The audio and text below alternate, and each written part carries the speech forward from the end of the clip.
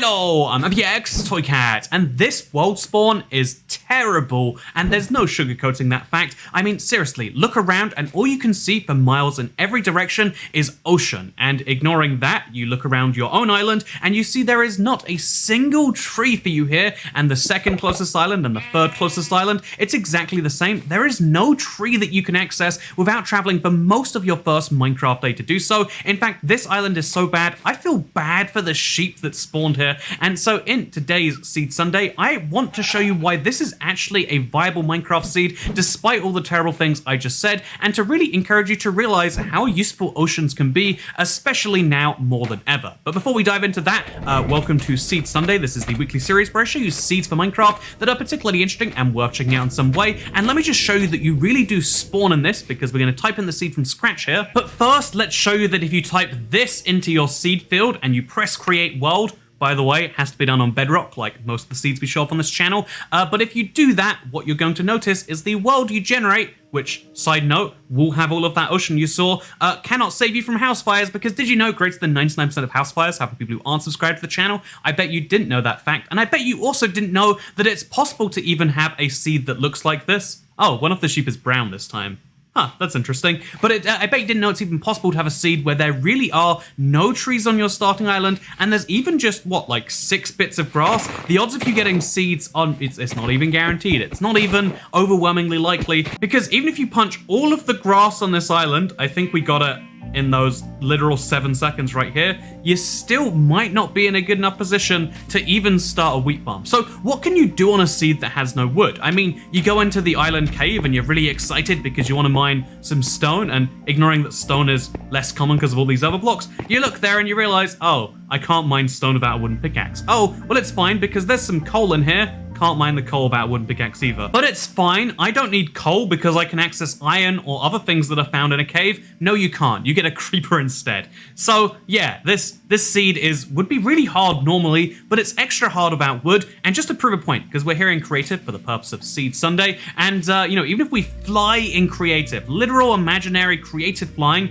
then you can see how every island, even after a really long fly, guess what? No trees on those either. You are not accessing trees anytime soon on this seed, and that's part of what makes it such a fun one to start with. And to show you using the magic power of night vision, it's not just fun to start with, it's a seed that is actually incredibly useful for later on, because get this, it's going to be fun to start off because the only way to get wood is to use one of these abandoned shipwrecks. Look at this thing right here. You're going to have to punch the logs one by one while you're underwater, by the way, and drowning to death.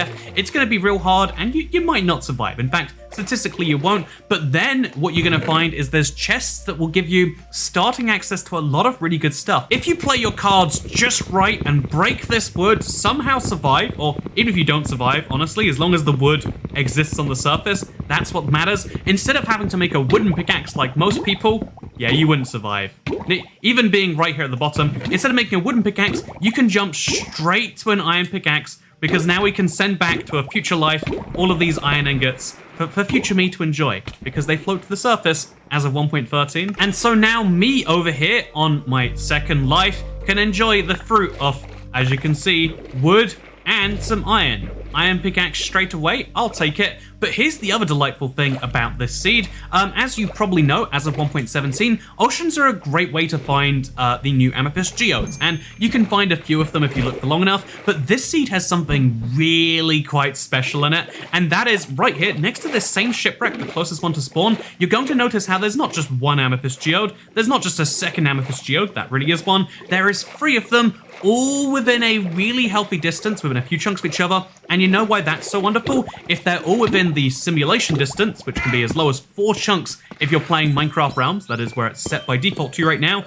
this is one of the few places anywhere in Minecraft on any seed where you can have 3 amethyst geodes all growing amethyst at the same time. If you intend to farm amethyst clusters and farm, you know, the pretty blocks, then having access to these 3 points, did you know you had a bubble meter in creative? I didn't. But having access to these 3 points all so close together is going to be really, really handy in the late game. And so that is the big benefit of this seed. It has an endless amount of ocean And that is going to suck for a lot of people. A lot of people are going to see that and be like, man, I don't know that I really want this endless ocean that is hard to traverse. But here's the thing. This is the ideal seed if you want to do something ocean-based. Because sure, your first day is going to suck. Getting wood in a long-term source is going to suck. I would say if you want something nearby spawn, that's the spawn island, by the way. Over here is the nearest island you can see in your view. If you dig down from here and you're really willing to go through some effort, then what you can find is, handily enough, there's actually a mine shaft down there.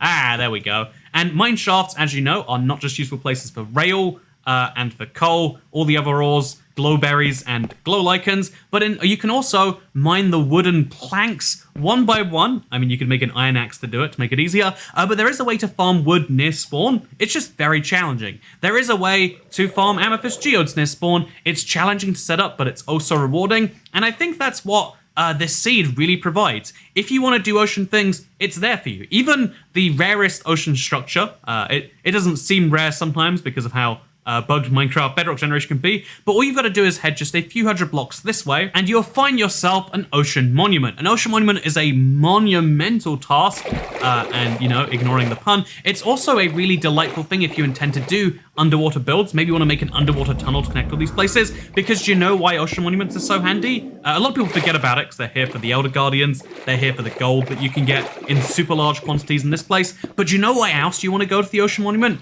Well, you do, don't you? That's right, there are sponges in there, and again, I know it's a revelation you shouldn't be having this late into Minecraft, but let's be honest, people do remember that every single day, and I remember yesterday when I was looking through the sea for the first time, I realized like, oh yeah, that is super handy to not only have the new resources in the form of the amethyst geodes, but also to have access to sponges. If you want to do underwater things, even like taking advantage of these ruined portals that spawn underwater, it's really hard to do unless you do some sponging around first.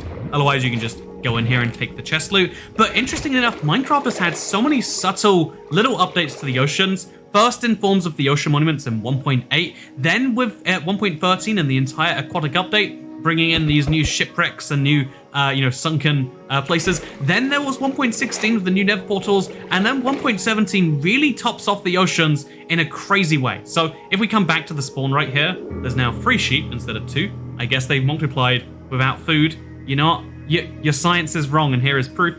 But as you can see, looking around, there are so many of these amethyst geodes. It's not just the 3 I mentioned earlier. It's not free, and then it's an entire wasteland of nothingness afterwards. If you head towards this island, you'll find not only a ravine, not only a shipwreck, but you're also going to find another amethyst geode. This one is in a coral reef. By the way, coral blocks, very exciting, can only really be used underwater.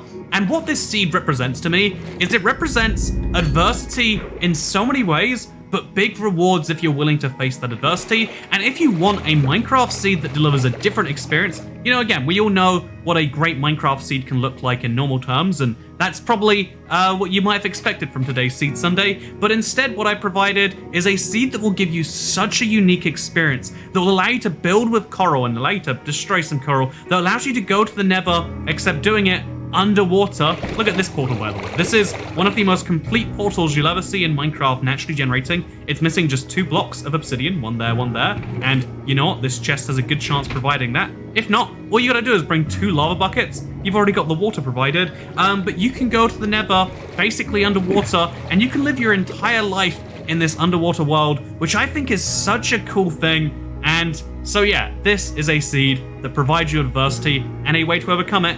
And I think the crazier challenge is trying to do this seed on hardcore. Can you imagine the extreme challenge that comes of that?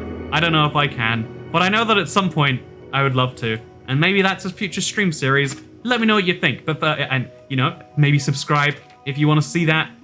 If we get around to it, and if it's a fun idea to everyone else. Because again, surviving underwater is such a different world in Minecraft that I feel like someone has to try it. And if it has to be me, you know what? Oh no, what a sacrifice I'd make having fun in Minecraft for dozens of days. But yeah, Minecraft's underwater is very different now, and it's very exciting. And there's even an arrow that I made by breaking just 2 blocks. Where do you think it points towards?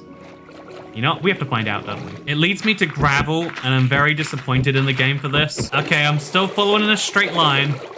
It's not taking me anywhere yet, but maybe it will soon. Okay, this is where it's taken me. It's taken me to a very, very nice coral reef. Very large, honestly. If you wanted to make anything out of coral, you would have to come here and enjoy the shipwreck and what might be the smallest island on a seed comprised of entirely islands. Honestly, yeah, this is a seed for people who like a challenge, and at some point, I hope that includes me. But also, I hope that you enjoyed this video. I hope you got something from it. Remember, the seed is at the start of the video. You can totally go back and check it out from there. But also remember that I hope you have a nice day in our parasocial way, and I'll see you all in the next one. Okay, bye.